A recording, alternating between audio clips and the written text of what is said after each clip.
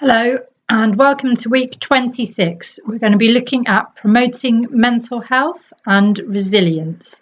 This is from the safeguarding unit, and here are the 4 criteria we're going to look at this week.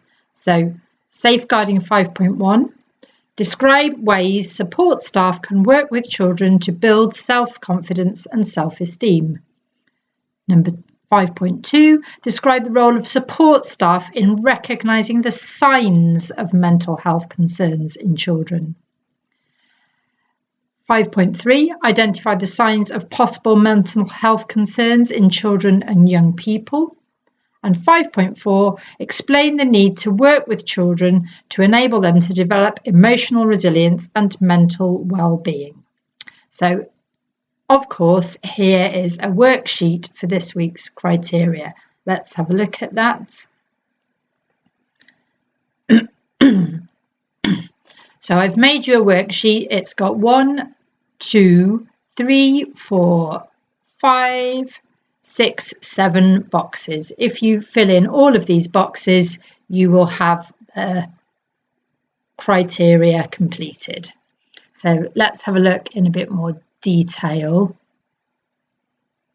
I think we'll have a look at the one I've made you another one here that's got all the answers in it. Let's have a look at this one because I think it'll help. Let's do 100%. So section 1 asks you to describe the ways TAs can work with children to build confidence, self-confidence and self-esteem. And I have given you here 9 different ways. If you pick 2 or 3 of these, specifically ones that relate to safeguarding, how can we give children, for example, the vocabulary to express their feelings and acknowledge children's feelings? And then that will help them. If they're in a difficult situation, they will have the vocabulary to express themselves. So pick, let's say 3 of these and describe how to do that. To help you with this section as well, I thought we could describe 2 or 3 practical activities. So here's a healthy eating activity, or the Kidscape Keep Safe code, or down here a visit to the Life Skills Centre at the Create Centre in Bristol.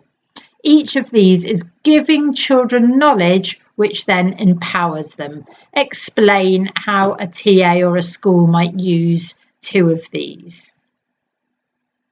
The next section then is looking at the signs of possible mental health concerns. So what behaviours or signs would you look out for in school? I've given you a list here. Pick 3 or 4 of these and put it into your own words. And then again, this is just an identify one. It's asking you to make a list. What things make children vulnerable to mental health issues? And again, here's a list of risk factors. You're identifying them, so pick some of these, add a little phrase to each one to help show that you understand what they are. So, being a carer and taking on adult responsibilities is going to make a child more vulnerable. They've been forced by being a young carer to grow up more quickly than they perhaps wanted to. Let's have a look at box 5. Oh, no, wait a minute, box 5 is down here. What I'd like you to do is use, please, the signs and behaviours in school plus the risk factors and make up a case study. How might those signs and risk factors work for a particular child? I've started you with 4 possible case studies. Pick one. Maybe there's a child at school that you could think, that's quite like this child. What risk factors do they have? And now what behaviours are you seeing? Describe a child in this box here. Then we'll go up to number 6, box number 6. What is the role of the support staff in school? If you have concerns, what should you do?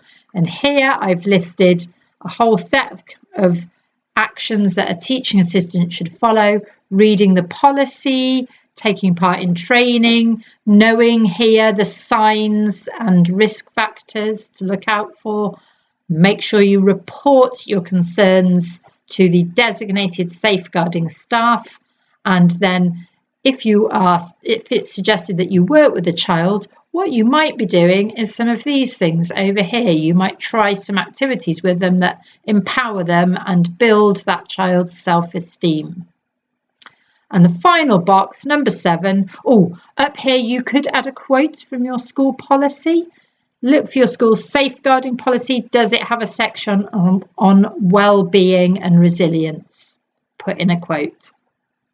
And then finally, it asks you, why is it important to work with children and build their emotional resilience? So what is resilience? Here's some little ideas in this section here. And there's a nice report you can read from Barnardo's, the charity, called Bouncing Back. It's on Moodle, especially pages 5 and 6 will be helpful here. And if that's not enough for you, you could do the stretch and challenge. Can there be a downside to supporting resilience? I've put in 3 possible problems with trying to build resilience as a teaching assistant. However, if you've had enough by up here, don't worry about the stretch and challenge. Let's go back to Moodle. So the worksheet, and I've just talked you through the answer sheet here. You can type into this one, it's empty, or start with the answer sheet where lots of the ideas are filled in for you. Or if you prefer, it says here you can write an essay, just write a paragraph for each of the 7 boxes on the worksheet. I've also given you extra material. There's the answer sheet, but there's material for each of the boxes. So a nice chapter from Glenys Fox's book on the importance of self-esteem here.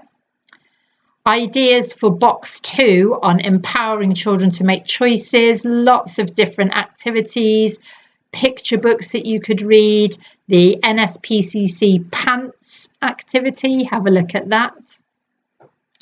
The risk factors and behaviours that I've put in on the answer sheet came from the Mayo Clinic website. So if you want to look up the information yourself, have a look there.